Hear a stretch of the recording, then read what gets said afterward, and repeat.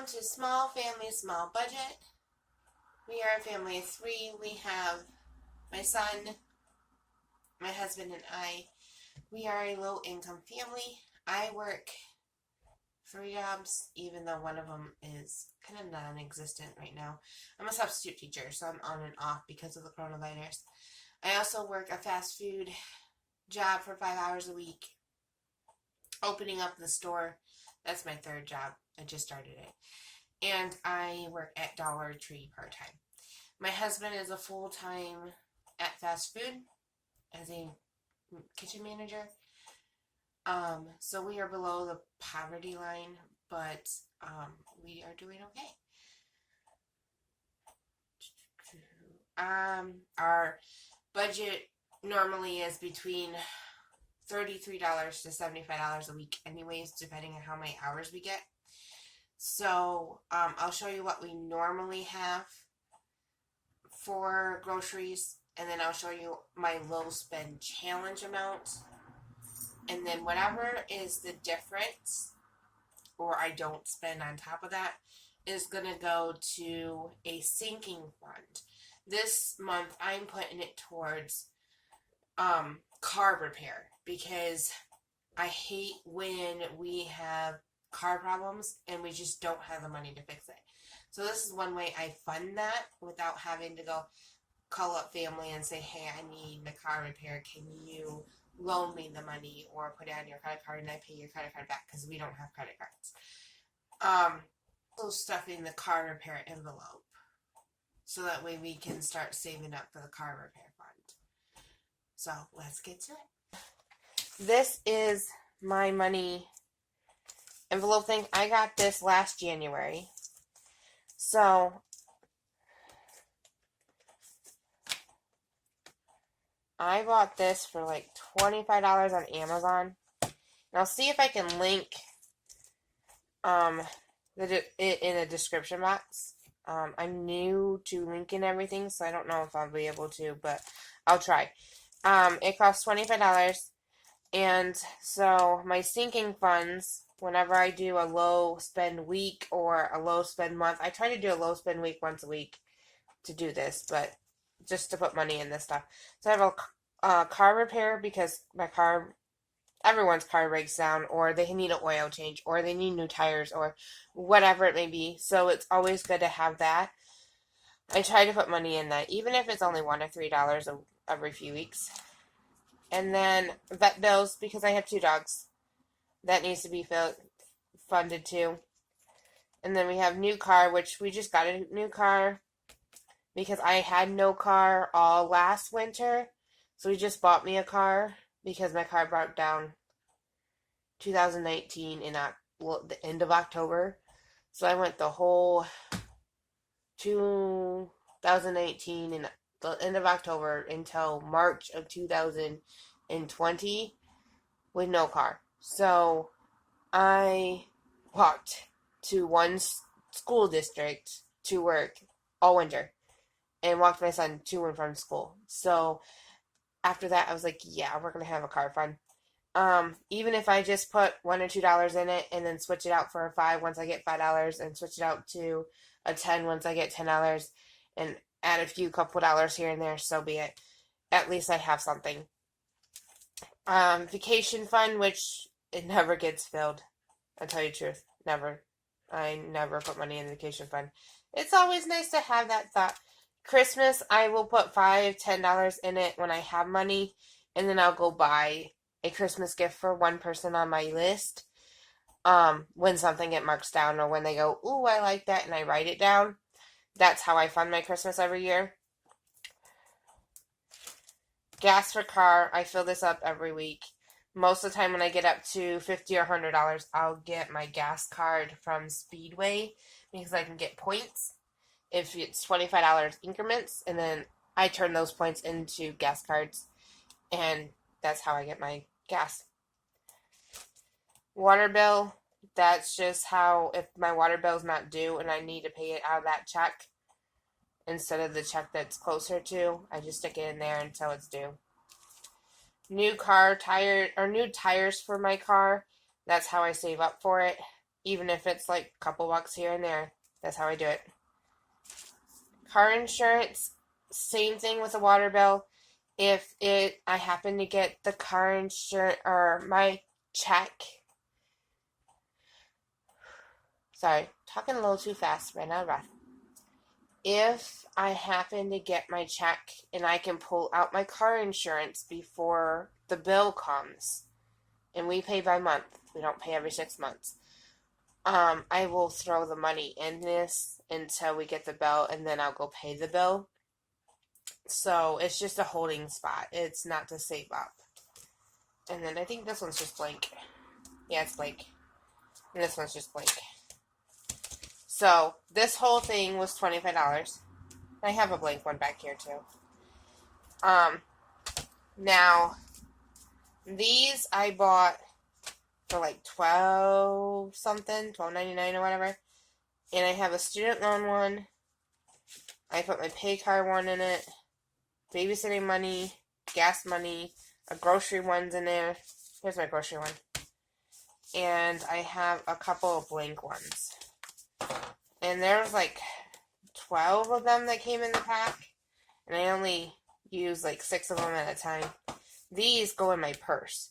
So when I pull it out of here, I don't ever unclip them. I just take the money out of it and put it in this. And I'll put it in a blank one and travel with it so I don't have to travel with my whole black thing. And then I'll go pay whatever bill I need to pay. You do not have to get these at all. I did not get these until last year, or this year actually. I didn't get these until January 2020. You do not have to get these. You can use a regular plain envelope. If you can't just get, you can use a plain bank envelope when you take your money out from the bank. Perfectly fine. Either way, I use just regular white envelopes for years. Now, I am not a Dave Ramsey person. Never taken any of his classes. I noticed in college, if I use my debit card, I will overdraw way easier because I'm not keeping track. Versus if I just take $5 with me or $10 with me, I run out of money. There's nothing else. There's no other money for me to go buy anything with. So it keeps me more track. Hey, I only have $5. There's no point in me spending it on fast food if I need to save it. Now I have myself a challenge. If I only have $5 in my wallet, let's see how long or how many days that $5 can last me. AKA, how long can it sit in my wallet? Now, I have a kid with me now, so it doesn't last as long as I would like, but we try. So this is my grocery money. Now, this is the grocery money I would normally have the week after Christmas. So, there's $20, $30, $5. Now, I do not sub the week after Christmas because we'd be on Christmas break.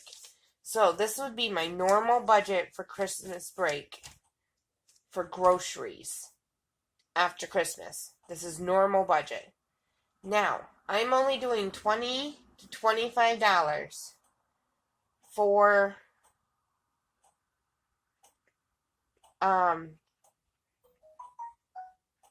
groceries.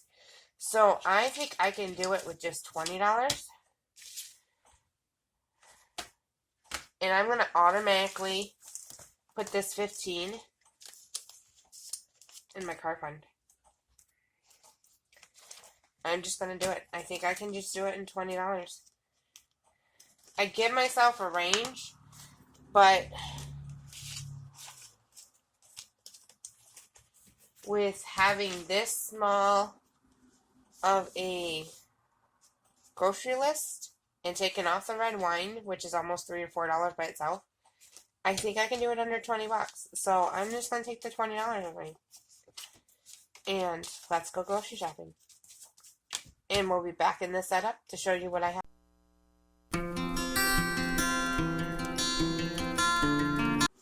So, left over in my grocery, I have a $5 and $6 36 cents. Now, you can put your 36 cents in a penny bank. That's perfectly fine to save it. I unfortunately am not doing that. This 36 cents goes back in my purse, in my wallet. This is called my spending change. So, this all adds up in my purse. So that way, if I'm short money for something, if I can go ahead and save an extra dollar and just pay the 7 cents, 20 cents, or whatever on a bill without breaking another dollar, I will do so to save a whole dollar. Because so like next week when I do my grocery shopping, if the change comes to 30 cents, I'll use the 30 cents instead of breaking a dollar, and then that dollar will end up going into my car repair. So that will just go back into my purse, into my change purse. So this $5 is going straight into my car repair fund. So right now, I'll even take it all out. I have $20, because remember we put the 15 in earlier this morning? So there's the 15 we put in earlier, and then that's the $5 that I didn't spend on my $20 that I took with me. So I got everything on my list, except for the red cooking wine that we didn't need. And I have $5 left over. So I took my low spend challenge amount, have 5 left over. I put the rest that was not my challenge, and stuck it right straight into my fund that I want to fund. And hopefully by the end of the month, I'll have, maybe 50, 60. I'm hoping I can just keep adding on to it. Maybe next month I won't do a whole month. Maybe I'll just do an extra week, and I can add more. Eventually, I'll have enough for either brakes or tires or something, and I can get my car into the shop to fix something. So that's how I fund my funds. I just pick a month or pick a few weeks and fund one of them. I don't fund all of them. I just fund one of them. Or if it's the end of the week and I have a couple dollars left over from my grocery bill, I'll be like, okay, it's going to vet this week. Or I'll have a few dollars left over, and I'm like, okay, it's going into Christmas. Even if it's $1, if it's $2, doesn't matter. Go ahead and stick it into a fund. It does not matter if it's very limited.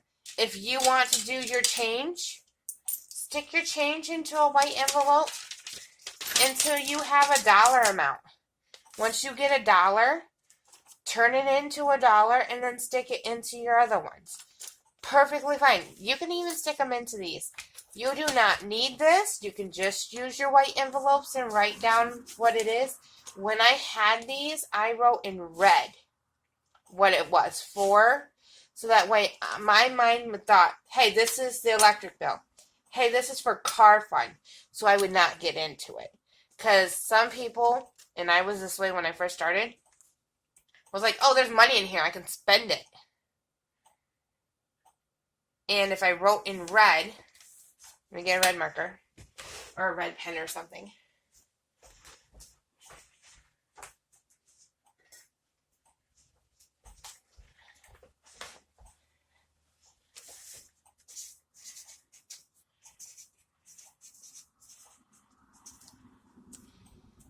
Once you see red, it makes you stop. Because your brain is already going, hey, red stop sign, red light. You know what I mean? So once you see red, you're like, oh, I have to stop. Wait, it says car repair. That money is for car repair, not for going out to eat, not for whatever you were going to pull it out. Now, by all means, if you are short on money for food, if you are short on money for your basic necessities, for groceries, for electric bill, for rent or mortgage, any of that, pull that money out. Because you can restart these. But if it's enclosed for the basic day-to-day, then go ahead. Or anything like that. If it's for wants, don't pull it out. If it's for needs, go ahead. Those is what I'm going to tell you.